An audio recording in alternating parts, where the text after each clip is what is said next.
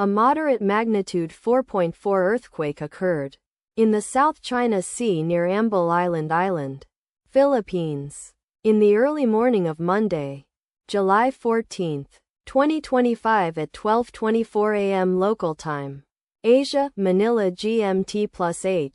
The quake had a moderate depth of 123 kilometers, 76 miles, and was reported felt by some people near the epicenter.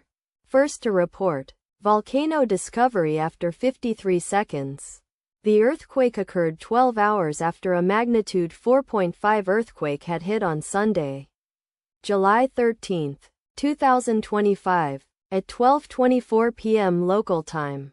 Asia, Manila GMT+8, in 16.4 kilometers, 10 miles, distance to the east. Data source from volcano discovery. Did you feel it? Let us pray. May the earthquake that occurred not affect our brothers and sisters there. May the earthquake not happen again.